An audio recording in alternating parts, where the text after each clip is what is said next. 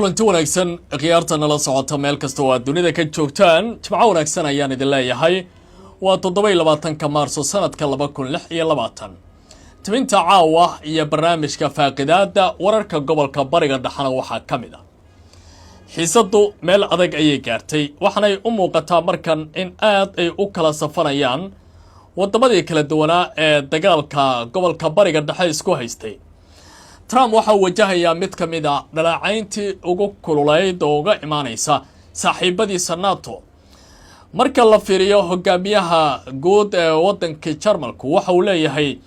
Trump waxa uu ka shaqeynayaa xaalad qariska tuurnimo ah isagoo gobolka bariga dhexe ka dhigaya meel dunida saameyn ku yeelanaysa oo faraha ka sii baxaysa taladeeda Friedrich Merz ayaa warka uu goor dhaweyd ku dhawaaqay idin la wadaagaya inta aan barnaamijka ku guda jirno dawladda Iran waxay ku dhawaaqday inay ka baxayso mid kamid ah ballamihii ugu waaweynaa ee dagaalka oo ah in aan la beegsan goobaha rayidka waxa ay sheegtay xarunta ugu weyn ee biyaha ee Tehran in ay weerar ku qaaday iyadoo tani la filan karo in ay Iraaniyiintu ku jawaabi karaan duqeymo kale oo saameyn ku yeelan kara gobolka bariga dhexe haddaba duqeyntaasi sidee u dhacday ciidamada Mareykanku waxay sidoo kale tilmaamayaan inay weerareen goob weyn oo uraniumka lagu bacrimiyo gudaha wadanka Iran haddii aan eego Trump ayaa caawa ku dhawaaqaya wadahadallada dawladda Iran ay la leeyihiin geedi socodkooda inuu yahay mid wanaagsan oo si habsami leh ilaa hadda dhinacyadu ay xogaha u kala qaadanayaan Israa'iil daboolka ayay ka qaaday khasaaraha ugu badan ee dagaalka ka soo gaaray intii uu socday tirada dhimashada ayay sheegeen dhaawaca ayaa ka daran waxaase ka sii ballaaran dadka guryahooda laga saaray ee barakaca ah oo hadda ay ku qasban tahay Tel Aviv hotel la qaaliya inay ku hayso xilli nidaamkaasi uu dhaqaale la'aan ba'an wajahayo Ruushka waxa uu leeyahay maadaama aan Iran kula jirno heshiis ballaaran waxaa suuragal ah warshadaheena wax soo saarka militariga intii ay Iran u ogol yihiin inaan sii karno iyadoo dhaqdhaqaaqyada Shiinaha ee gobolka ka soconaya qaaradda Aasiyana ay hadda sii xanuunjinayaan Mareykanka oo laga baqanayo dagaal weyne xooggan oo gobolkaasi galgali doona safiirka dawladda Iran u fadhiya qaramada midoobana waxa uu ku dhawaaqay Mujtaba Khamenei inuu yahay ninka maskaxda ah ee dagaaladan hagaya xilli Trump iyo Netanyahu ay u gudbiyeen warbaahinta adduunka ninkaasi inuu yahay howlgab magac u yaala oo kaliya xil loo cimaamaday haddaba gobolka bariga dhexe masiirkiisu waa sidee halkeena u soconaya qodobadaas iyo kuwa kale ayaan barnaamijkan isku dul taagi doonaa waxaan ahay Cabdicasiis Barrow khiyaarta inala socotay ku soo dhawaada YouTube-ka oo subscribe saara si aad u heshaan barnaamijyada kale ee faaqidaada ah ee aan halkan ku tabinayo haddii aad dhinaca Facebook nagala socotana sharaf ayay noo tahay inaad nagu soo biirto aad baad u mahadsantihiin nidaamka Israa'iil waxa uu u muuqanayaa inuu ka baxayo ballamihii la galay ee ku saabsanayd inaan la bartilmaameedsan goobaha kaabayaasha nolosha iyo bulshada ah ee dawladaha dagaalka u dhaxeeya inaysan iska duqeyn arrintani waxay ka dambeysay markii la weeraray magaalooyin kala duwan oo ku yaala gobolka bariga dhexe oo ay ka mid ahaayeen dalka Qatar sutaga Imaaraadka Carabta iyo dalka Cumaan iyo qaybo kamid ah nidaamka Israa'iiliyiinta Mareykanka ayaa arrintaasi waxa uu ku tilmaamay in ay tahay in xayndaabka dagaalka uu sii ballaaranayo isla markaana aan si gunnimo ah loo dirinin oo ragga ishaya ay gobonnimo diriraan hadda Israa'iil waxa ay bilowday in ay gunnimo dirirkaasi faraha la gashay waxay goor dhow tilmaameen in ay weerareen xarunta ugu ballaaran ee sifaynta biyaha dawladda Iran oo Tehran ku taala waxana ay ku tilmaameen in ay tahay waxaan la aqbali karin xarunta la weeraray waxa la yiraahdaa Barak sida uu tilmaamay taliyaha guud ee ciidamada Israa'iiliyiinta General Eyal Zamir arrintan waxa looga gol leeyahay buu yiri in la ogaado dawladda Iran in ay wajahayso mid kamid ah dagaalo xooggan oo la fadirina isla markaana Israa'iil ay qaadayso weeraradii ugu dambeeyay oo ay doonayaan inay ku xanuujiyaan halkaasi isagoo intaa ku daray tani inay tahay burburinta dhaqaalaha iyo waliba ilaha nolosha ee malaayiinta dollar ay ka sameeyaan nidaamka Tehran sida uu hadalkan u dhigay lama oga dowladda Iiraan jawaabta ay bixin karayso maadaama ay hore u sheegtay haddii tallaabo xaggeeda kaabayaasheeda nolosha loo soo qaaday inay 10 tallaabo oo ka duwan ay qaadi karayso sida uu ku tilmaamay Khalibaf ninka hogaamiya baarlamaanka waddanka Iiraan. dhinaca kale Israel waxay tilmaantay inay sidoo kale weerar ku qaadeen xarunta soo saarta waxyaabaha gaarka ah ee muhiimka u ah bacriminta uraniumka dowladda Iiraan iyadoo arrintan ay noqonayso mid ka duwan weeraradii ugu dambeeyay oo maalmihii la soo dhaafay ka soconaya gobolka Bariga Dhexe. hogaamiyaha guud ee waddanka Jarmalka Friedrich Merz ayaa waxa uu ku dhawaaqay isna caawa Trump in uu u dhaqmayo si ka baxsan caqliga bini'aadamka uu ku fakaro dagaalka gobolka Bariga Dhexe uu ka wadana ay tahay mid aan maxsuul iyo natiijo wanaagsan aysan ka soo bixi doonin sidaa daraadeed waa inaan rajada nolosha la dilin ayuu yiri oo laga fakaro sidii horey loogu socon lahaa dagaalkana waqti kooban loo soo gabagabayn lahaa ma aha dad aan ku dhaamin doonin in ay awrta ku raraan ayuu u egyahay hadalkiisa waxa uu yiri rajada waa in dagaalka la dhameeyo laakiin taasi ma muuqato marka la eego Mareykanka iyo Israel siday arrintan ugu fogeynayaan mid aad u xeel dheer oo cumqigeeda aan la gaari karin waxa uu Trump samaynayo waa arrin qariska tuurnimo ah oo natiijadoodu ay adag tahay in si degdeg ah loo gaaro xitaa ma jirto buu yiri istiraatiijiyad cad oo Mareykanka iyo Israel ay ka leeyihiin dagaalkan in la dhameeyo marka la fiiriyo hogaamiye ka tirsan dowladaha NATO ee isbahaysiga gaashaanbuurta ah ku midoobay in uu sidan u hadlo waxay ka dhigan tahay Trump in uu weynayo saaxiibo culus. warbaahinta Mareykanku waxay sidoo kale tilmaamayaan in Trump uu ku dhawaaqay in la gaaray xilli fog in heshiiskan uu soo gabagaboomi karo hadda waxaan u shaqaynaynaa si qoto dheer oo fog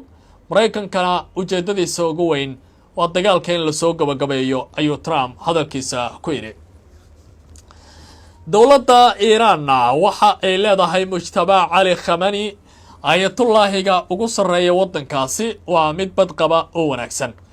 isaga ayaa iskale tillaabooyinka ugu dambeeya ee dagaalka iyo amarada la bixinayo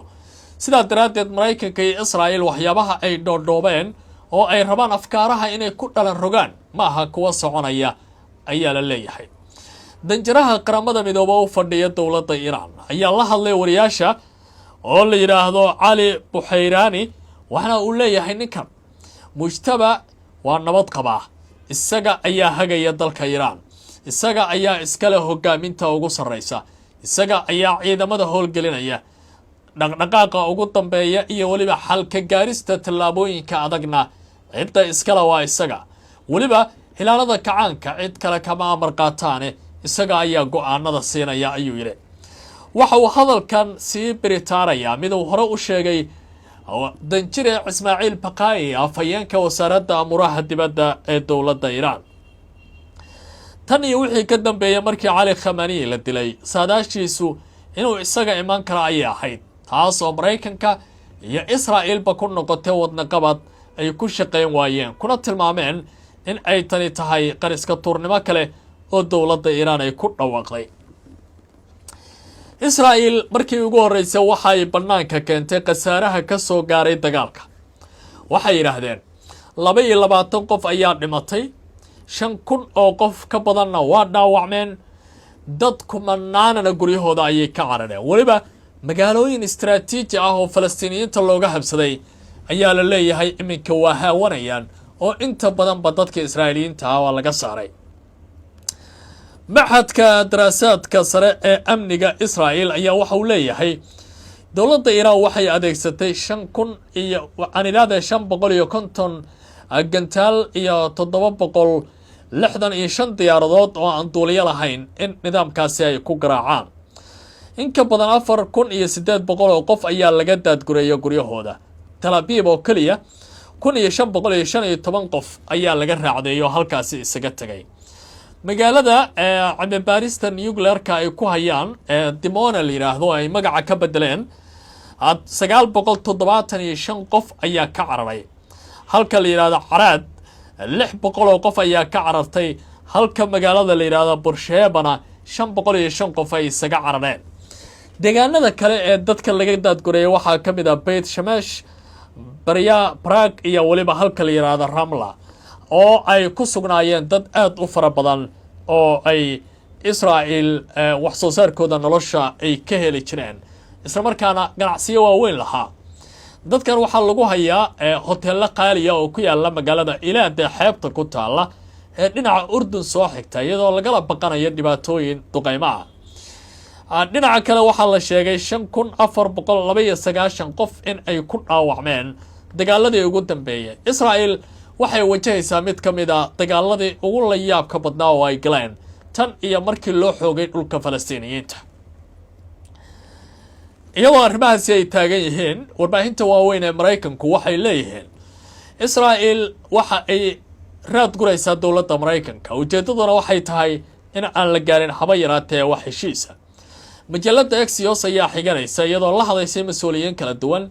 oo ka tirsan xafiiska madaxweyne ku-xigeenka JD Vance oo iminka u arkaya in Netanyahu uu raad gurayo doonayana wadahadallada iyo galka loo dhiibay in uu ku fashiliyo, inkastoo Israel ay tiri hadalladaasi waxba kama jiraan. dowladda Iran ayaa ugu yaraan JD Vance u aragta inuu yahay ninka howlgalkan mashruuca wadahadalka hore u dhaqaajin kara, maadaama Steve Witkoff iyo Jared Kushner ay ku tilmaameen laba nin oo laba wajiilayaal ah oo aan diblomaasiyadda wax weyn ka geyn.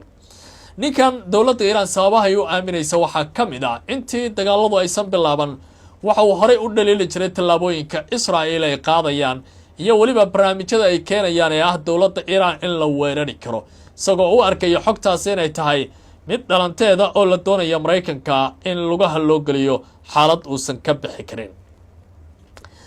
dalka Ruushkana waxa uu sii daaya hadalladii ugu adkaa, waxaana aad moodaa ra'yul caamka dunida inuu wax weyn ka bedelayo tan iyo markii dagaalka 28 bari soconaya la guda galay. wasiirka muraha dibadda Ruushka Sergey Lavrov ayaa laga xiganayaa in uu leeyahay maadaama aan dowladda Iran kula jirno iskaashi difaac oo dhammaystiran, warshadaha wax soo saarka militariga dowladda Ruushku tallaabooyin ay qaadi karaan oo dowladda Iran ayaa inta qaanuunka wadankeena ogolyahay huba aan ku wareejin karnaa,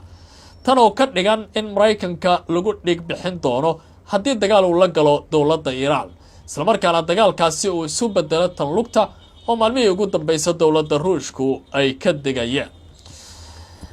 haddii aan sii eego wararka ugu dambeeyana, dowladda Iran ilaa iyo 1 milyan oo qof ayay diyaarisay oo dagaalada ka qayb galaya haddii jasiiradda Qaraaq la isku dayo dowladda Mareykanku inay qabsato. jasiiraddan waa mid ka mid ah jasiiradaha ugu wax soo saarka badan dalkaasi oo 90% saliidda caalamka ee Iran u dhoofiso ayaa laga soo saaraa,